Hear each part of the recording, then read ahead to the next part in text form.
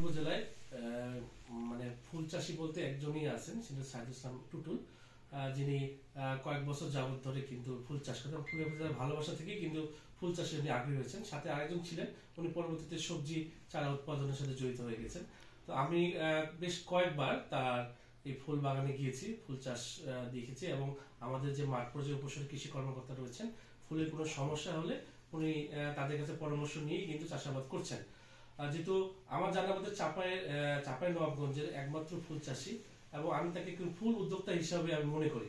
সেই হিসাবে কিন্তু আমরা আমাদের উপজেলা কৃষি অফিসের পক্ষ থেকে তিনি যাতে আধুনিক জাতের এবং উন্নত মানের বিদেশি ফুল চাষ করতে পারেন, বিশেষ করে জারবেরা, টিউলিপ, সেই জন্য কিন্তু আমরা তাকে একটা পলিড হাউস কিন্তু সরকারিভাবে বরাদ্দ প্রদান করেছি।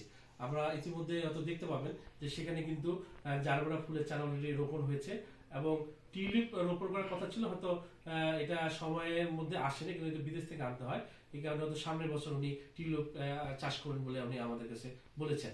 আমরা কৃষি অফিসের পক্ষ থেকে সার্বক্ষণিক তার সাথে যোগাযোগ রাখি, এবং যেখানে তার সমস্যা, সার থেকে শুরু করে বালানাশকের বিষয়ে কোনো পরামর্শ থাকলে আমরা সার্বক্ষণিক তার সাথে যোগাযোগ রাখি, এবং সেই অনুযায়ী পরামর্শ দিই। আর উনিও কিন্তু সেই বিষয়ে পরামর্শ গ্রহণ করেন। আমরা তাকে কিন্তু তার ফুল চাষে কিন্তু জৈব সারও লাগে, সেই জৈব সারও কিন্তু আমরা তাকে জৈব সারের প্ল্যান দিয়েছি। ছোটখাটো একটা ছোট আকারে একটা আমরা জৈব সার উৎপাদনের একটা হাব দিয়েছি।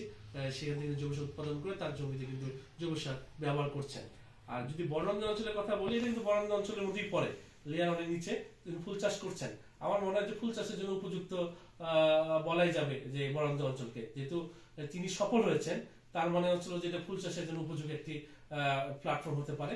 আমার মনে হয় ফুল যেহেতু ভালোবাসা, পবিত্রতা এবং স্নেহতার প্রতীক, এবং ফুলের প্রতি সবারই একটা ফ্যাসিনেশন কাজ করে এবং আগ্রহ কাজ করে, ভালোবাসা কাজ করে। এবং ফুল চাষে কিন্তু আসলে কেউ কখনো ক্ষতির সম্মুখীন হয় না, কারণ আমরা প্রতিটি অনুষ্ঠানে বলেন, যে কোনো অকেশনে বলেন, আমরা কিন্তু ফুল মানুষকে, ভালোবাসা মানুষকে বলেন, কাছে মানুষকে ফুল উপহার করি। সেই ক্ষেত্রে আমি ওনার সাথে কথা যত জেনেছি, উনি বেশ প্রতি বছরই কিন্তু লাভবান হচ্ছেন, এবং উনি বেশ এই ফুল চাষ করে স্বাবলম্বী। এবং আমার মনে হয় যে অন্য যারা উদ্যোক্তা হতে চান, তরুণ যারা আছেন, তারা কিন্তু এই বরেন্দ্র অঞ্চলে, এই গোমস্তাপুর উপজেলা থেকে উপজেলা হতে পারে, চাঁপাইনবাবগঞ্জ, যে কোনো জায়গায় কিন্তু ফুল চাষ করতে পারেন। এটি তাদের জন্য একটা উজ্জ্বল অনুসরণ দৃষ্টান্ত হতে পারে। প্রয়োজনে ওনারা উপজেলা কৃষি অফিসে পরামর্শ নিতে পারেন, সেই সাথে আমাদের সংশ্লিষ্ট যে ফুল উদ্যোক্তা, কৃষি উদ্যোক্তা, তার সাথে পরামর্শ নিতে পারেন। Thank you.